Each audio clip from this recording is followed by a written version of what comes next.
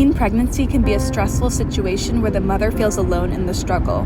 With the rate of teen moms on the rise, it is no surprise that these mothers have adopted unsafe self-abortion or harmful coping mechanisms.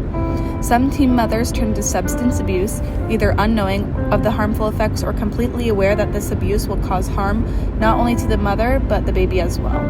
The sad truth is that many babies survive the self-abortion attempts and are born with a disorder you may be unfamiliar with.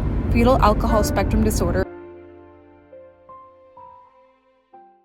To be honest, it's been a little hard. Everyone tells you it's the best days of your life, and I agree, it is awesome. However, at 3 o'clock in the morning, when a baby is screaming profusely for the last hour and a half, it's not always the most fun. Fetal alcohol spectrum disorder is an umbrella term that describes children who have been exposed to alcohol while in the womb. These children have psychological, cognitive, behavioral, and learning disabilities that will affect them all throughout life. And the only cure is to not drink alcohol while pregnant with a child. Children are exposed to alcohol in the womb normally due to the mothers trying to self-abort their baby. These babies, however, are likely stillborn. Up to 1 in 20 children are affected by FASD. I personally volunteer with kids at Almost Home Kids that were exposed to alcohol in the womb. These children are adorable and lovable, but they were born with severe and profound disabilities.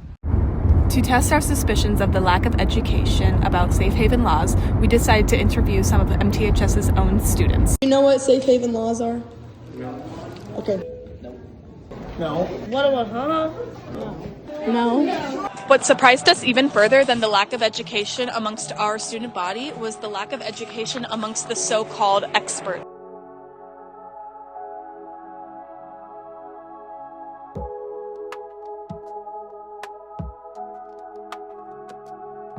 Safe haven laws are laws for mothers who feel unable to care for their baby, and they can take their baby to any firehouse, police station, or hospital, or whatever safe haven zone is close to them to safely surrender their child. Most mothers feel like they don't have any other options, and if they feel that way, they could surrender their baby to a dumpster or somewhere that's completely unsafe and illegal to drop their baby off. It gives mothers an easy and safe way to give up their baby when they feel like they're in panic.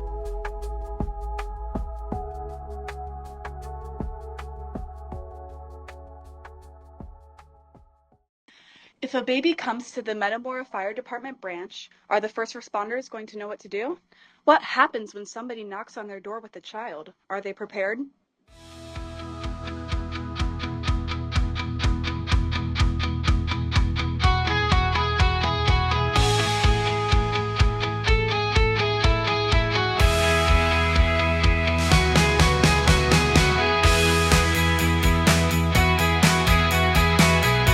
Since the Metamora Firehouse did not have their sign posted, it became our job to hang it up for them.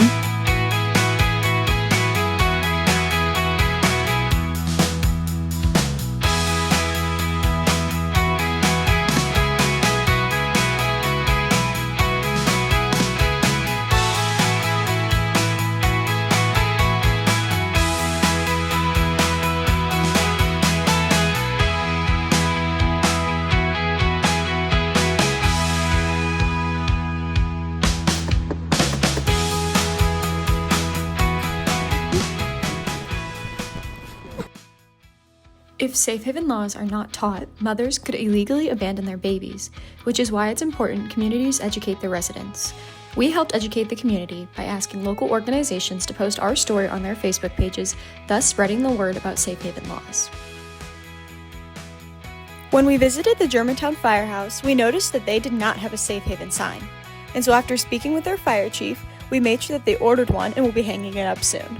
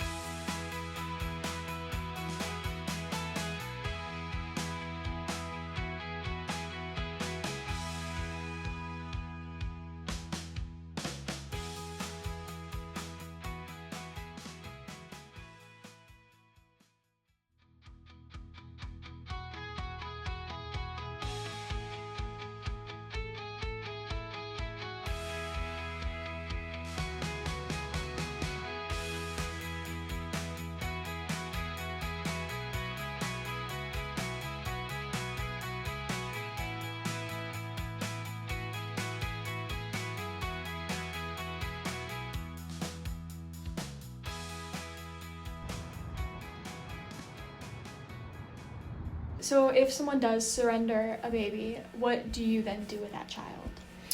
I'd have to go into our policies to tell you for sure, but we have connections to the Department of Children and Family Services. Mm-hmm. I'm sure we would call them. We would call internally, like our risk managers and social workers, things like that. But probably the key would be the Department of Children and Family Services. Monica Kelsey created Safe Haven baby boxes, which allows a mother to safely surrender their child and remain anonymous.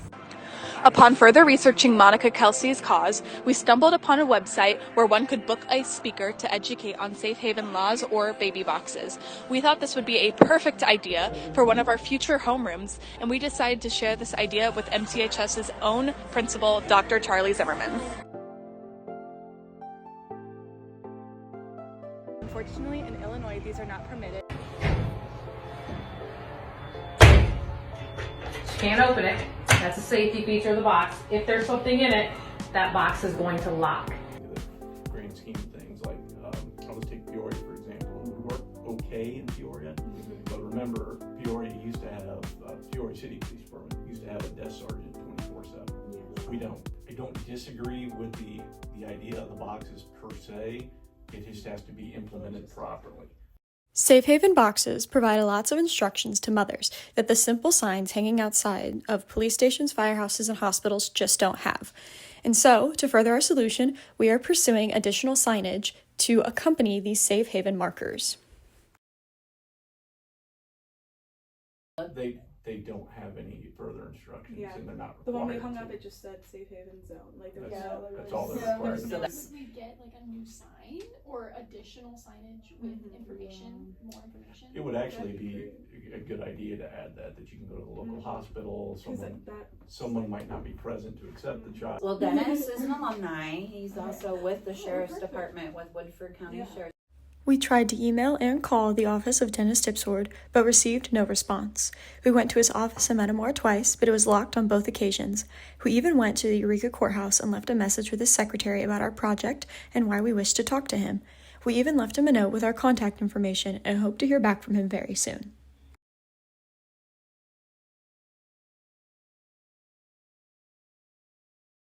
We found that as we looked into police stations, firehouses, and hospitals, most had a Safe Haven sign posted. However, because these laws are not taught about, the signs are often overlooked and forgotten about. My name is Sean Marsh. I'm a captain with the Peoria Fire Department, and I just thought I'd make a quick video to say how proud I am of her and her friends that are doing this project on the Safe Haven. It's really good that she's bringing awareness to this. We are so happy to share that we have successfully installed 2 Safe Haven Zone signs in Metamora and Germantown Hills. Our goal was to spread awareness and inform expecting mothers that they have more options. We will continue to work on our goal of implementing additional signage, providing further instructions of how and when a baby can be surrendered at these locations, even after the conclusion of this project. My name is Marianne Hammar. My name is Madi Marsh. And I'm Kassidy Mullins. Please remember that all hospitals, police stations, and firehouses are Safe Haven locations. And if you feel strongly about this topic to add additional signage to Safe Haven zones, please contact Dennis Tipsword to further advocate for this issue and with any further questions.